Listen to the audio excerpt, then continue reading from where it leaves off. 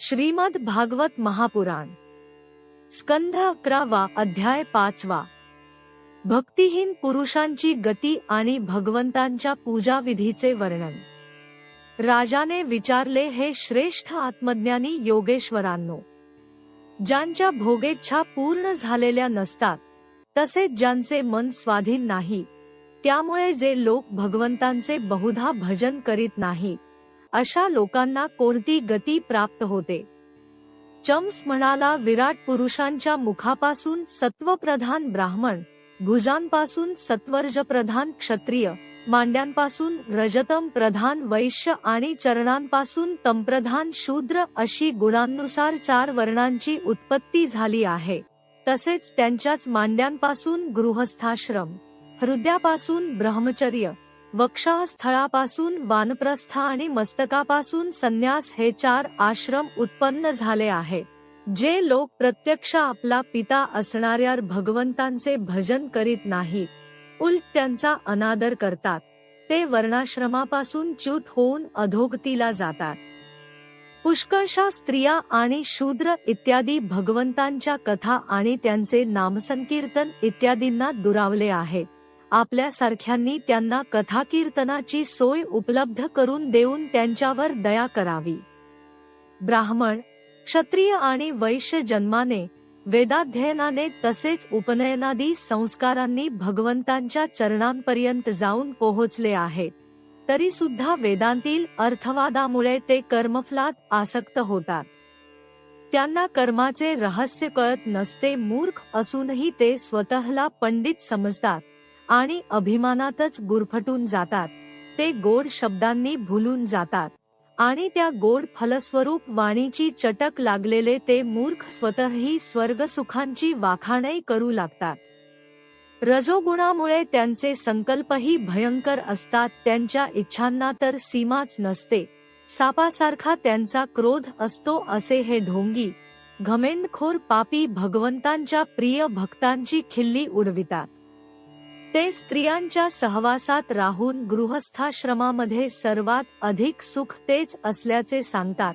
ते अन्नदान, यज्ञविधी, दक्षिणा इत्यादी नसलेले यज्ञ करतात आणि हिंसेचा दोष लक्षात घेता पोटासाठी बिचाऱ्या पशूंची हत्या करतात. धन, वैभव, कुलीनता, विद्या, दान, सौंदर्य, सामर्थ्य आणि कर्म यांच्या घमेंडीने ते आंधळे बनतात असे हे दृष्ट भगवतप्रेमी संतांचा, इतकेच नव्हे तर ईश्वराचा सुद्धा अपमान करतात. भगवान आकाशाप्रमाणे निरंतर सर्व शरीर धारण करणाऱ्यांच्या मध्ये राहिलेले आहेत व तेच आपला प्रियतम आत्मा आहेत हे वेदांनी सांगितलेले तत्व हे मूर्ख लक्षात घेत नाहीत आणि आपल्या मनातील कामना वेदांनी सांगितल्याचे सांगतात. जगात मैथून, मांस आणि मद्य यांच्या सेवनाकडे मानव प्राण्याची स्वाभाविक प्रवृत्ती असते, म्हणून त्यामध्ये प्रवृत्त करण्यासाठी वेद आज्ञा करीत नाही, तर विवाह, यज्ञ आणि सौत्रामणी यज्ञांच्या द्वारे जी त्यांच्या सेवनाची व्यवस्था लावून दिली आहे, ती लोकांच्या उच्छृंखल प्रवृत्तींवर नियंत्रण ठेवून त्यांच्यापासून लोकांना निवृत्त करण्यासाठी आहे. धनाचे उद्दिष्ट धर्म हेच होय, कारण धर्मामुळेच परमतत्वाचे ज्ञान, त्यापासून साक्षात्कार व त्यामुळेच परमशांती यांचा लाभ होतो. परंतु लोक त्या धनाचा उपयोग कामोपभोगासाठी करतात आणि शरीराला मृत्यू अट आहे हे ते पाहत नाहीत. सौत्रामणी यज्ञामध्ये सुद्धा मद्याचा वास घेणे एवढेच विधान आहे, पिण्याचे नाही. यज्ञामध्ये पशुला फक्त स्पर्श कराव्यासच सांगितले आहे, हिंसा नव्हे. तसेच धर्मपत्नीत बरोबर मैथून सुद्धा विषयभोगासाठी नव्हे, तर संततीसाठी आहे. हा आपला विशुद्ध धर्म ते जाणत नाही. जे हे जाणत नाहीत ते गर्विष्ठ वास्तविक अज्ञानी असूनही स्वतःला योग्य समजतात व निःशंकपणे पशूंची हिंसा करतात, परंतु मेल्यानंतर ते पशूच त्यांना खातात. हे शरीर मरणारे आहे व याच्याशी संबंधित असणारेही तसेच आहेत. तरीही जे लोक फक्त आपल्या शरीरावर प्रेम करून दुसऱ्या शरीरात राहणाराही आपलाच आत्मा सर्वशक्तिमान श्रीहरीच आहे, हे कळून त्यांचा द्वेष करतात म्हणून त्यांचा अधःपात होतो. ज्या लोकांनी मोक्ष प्राप्त करून घेतला नाही आणि जे पूर्ण अज्ञानी सुद्धा नाही, ते धर्म, अर्थ, काम या तीन पुरुषार्थांनाच महत्त्व देतात, त्यामुळे क्षणभरही त्यांना शांती मिळत नाही, ते आत्मघातकीच होत. अज्ञानालाच ज्ञान मानणाऱ्या त्या आत्मघातकी लोकांना कधीच शांती मिळत नाही. काळाने ज्यांचे मनोरथ धुळीला मिळवले आहेत, असे हे लोक कृतकृत्य होताच नाश पावतात. जे लोक भगवंतांना विन्मुख झाले आहे, ते अत्यंत परिश्रम करून मिळविलेली घर, पुत्र, मित्र आणि धनसंपत्ती सोडून देऊन शेवटी नाईलाजाने घोर नरकात जाऊन पडतात. राजाने म्हटले, भगवान कोणत्या वेळी, कोणता रंग व कोणता आकार धारण करतात आणि माणसे त्यांची कोणत्या नावांनी आणि विधींनी उपासना करतात, ते आपण सांगावे.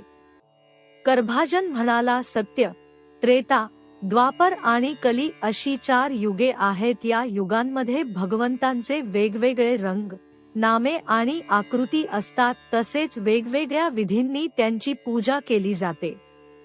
सत्ययुगांमध्ये भगवंतांचा रंग शुभ्र असतो, त्यांना 4 हात आणि मस्तकावर जटा असतात, ते वल्कले नेसतात. कृष्णाजीन, यज्ञोपवीत, रुद्राक्षांची माळ, दंड आणि कमंडलू ते धारण करतात.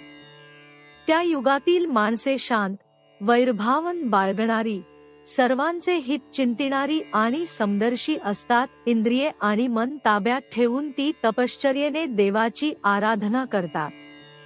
त्या युगात हंस, सुपर्ण, वैकुंठ, धर्म, योगेश्वर, अमल, ईश्वर, पुरुष, अव्यक्त आणि परमात्मा ही त्यांची नावे असतात.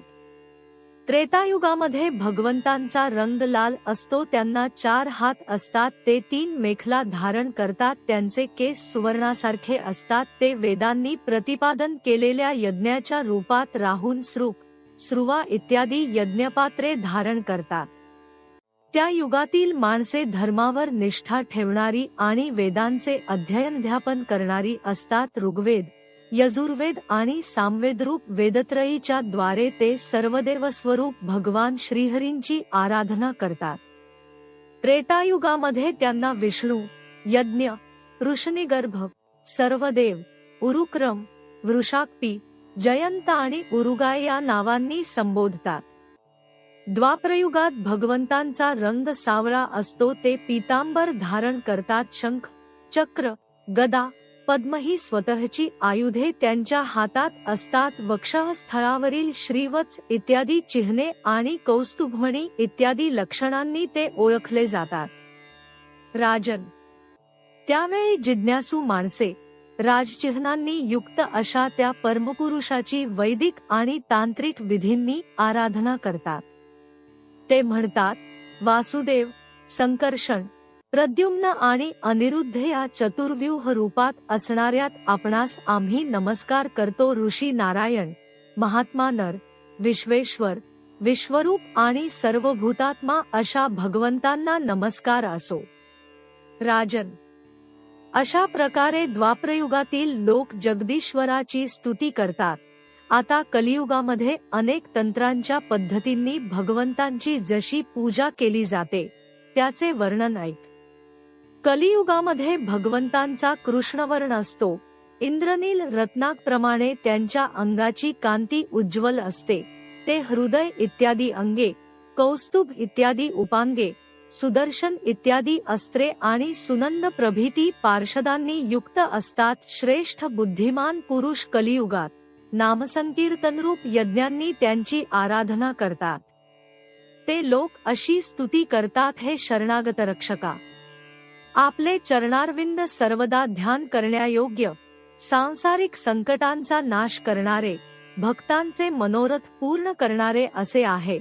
ते तीर्थस्वरूप आहेत. शिव, ब्रह्मदेव इत्यादी त्यांची स्तुती करतात. शरण जाण्यास योग्य, सेवकांच्या सर्व विपत्तींचा नाश करणारे व संसारसागर पार करून नेणारी ती नौका आहे. हे महापुरुष, अशा आपल्या चरणारविंदांना मी वंदन करीत आहे. हे धर्मशील महापुरुष, रामावतारामध्ये जे पित्याच्या सांगण्यावरून देवतांनी सुद्धा इच्छा करावी आणि जी टाकणे कठीण अशा राज्यलक्ष्मीला सोडून रानावनात फिरत राहिले, पत्नीला हव्या असलेल्या मायावी हरिणाचा ज्यांनी पाठलाग केला, त्या चरणारविंदांना मी वंदन करतो. राजन, निरनिराळ्या युगांतील लोक याप्रमाणे आपल्या युगानुरूप नामरूपांनी भगवंतांची आराधना करतात, कारण सर्व पुरुषार्थांचे स्वामी श्रीहरीच आहेत. कलियुगामध्ये केवळ संकीर्तनानेच सगळे मनोरथ पूर्ण होतात, म्हणून या युगाचा हा गुण जाणणारे सारग्राही श्रेष्ठ पुरुष कलियुगाची अतिशय प्रशंसा करतात. संसार चक्रामध्ये फिरणाऱ्याच माणसांना भगवंतांच्या नामसंकीर्तनापेक्षा अधिक दुसरा लाभ नाही, कारण त्यामुळेच त्यांच्या संसाराचा नाश होऊन त्यांना परम शांतीचा अनुभव येतो.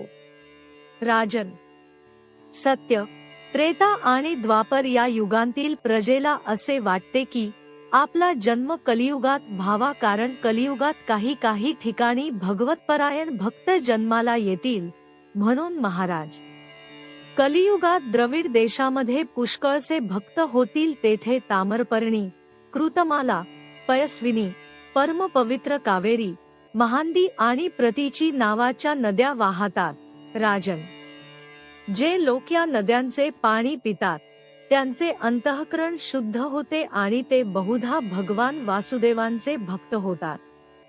राजन, जो कर्तृभाव सोडून सर्वात्मभावाने शरणागत वत्सल भगवान मुकुंदांना शरण जातो, तो देव, ऋषी, भूत, कुटुंबीय, अतिथी व पितर यांच्या ऋणातून मुक्त होतो. तो कोणाचाही सेवक किंवा कोणाच्याही ऋणात राहत नाही. जो भक्त आपल्या प्रियतम भगवंतांच्या चरणकमलांचे अनन्यभावाने भजन करतो, त्याच्याकडून चुकून एखादे पापकर्म घडले तरी त्याच्या हृदयात असलेले परमपुरुष श्रीहरी ते सगळे धुवून टाकतात. नारद म्हणतात, असे हे भागवत धर्म ऐकून मिथिलानरेश संतुष्ट झाला. त्याने आपल्या आचार्यांना घेऊन त्या 9 जयंती पुत्रांची पूजा केली. यानंतर सर्वांच्या देखतच हे सिद्ध अंतर्धान पावले. निमीने त्यांच्याकडून ऐकलेल्या भागवत धर्मांचे आचरण केले आणि परमगती प्राप्त करून घेतली. हे वसुदेवा, तूही ऐकलेल्या या भागवत धर्मांचे जर श्रद्धेने आचरण करशील तर शेवटी सर्व आसक्तींपासून मुक्त होऊन भगवंतांचे परमपद प्राप्त करून घेशील. तुम्हा दाम्पत्यांच्या कीर्तीने सर्व जग भरून गेले आहे, कारण सर्वशक्तिमान भगवान श्रीकृष्ण तुमचे पुत्र झाले आहे.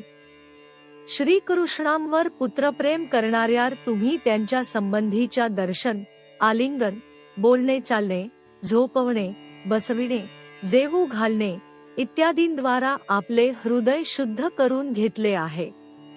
शिशुपाल, पौंड्रक, शाल्व इत्यादी राजांनी वैरभावाने का असेना श्रीकृष्णांचे चालणे, लीलाविलास पाहणे इत्यादींचे झोपतापस्ताना चिंतन केले होते आणि त्यायोगे त्यांची वृत्ती श्रीकृष्णाकार झाली. त्यामुळे ते सारूप्यमुक्तीचे अधिकारी झाले. तर मग जे लोक अनन्य प्रेमभावाने त्यांचे चिंतन करतात त्यांच्याविषयी काय बोलावे. श्रीकृष्णांना तुम्ही फक्त तुमचा समजू नका. ते सर्वात्मा, सर्वेश्वर, सर्व कारणांच्या पलीकडचे आणि अविनाशी आहेत. त्यांनी मायेने मनुष्यरूप प्रगट करून आपले ऐश्वर्य झाकून ठेवले आहे. पृथ्वीला भारभूत झालेल्या राजरूप असुरांचा नाश, संतांचे रक्षण आणि जीवांना मुक्ती देण्यासाठीच ते अवतीर्ण झाले आहे. म्हणूनच त्यांची कीर्ती सगळ्या जगात गायली जाते. श्रीशुक म्हणतात, नारदांच्या तोंडून हे सर्व ऐकून भाग्यवान वसुदेव आणि भाग्यवती देवकी या दोघांनाही अतिशय आश्चर्य वाटले. त्यांच्या मनात जो काही मोह शिल्लक होता तो त्यांनी त्याच क्षणी सोडून दिला. राजन, हा पवित्र इतिहास जो एकाग्र चित्ताने आत्मसात करतो तो आपला सगळा शोकमोह दूर सारून ब्रह्मपदाला पात्र होतो. अध्याय 5 समाप्त.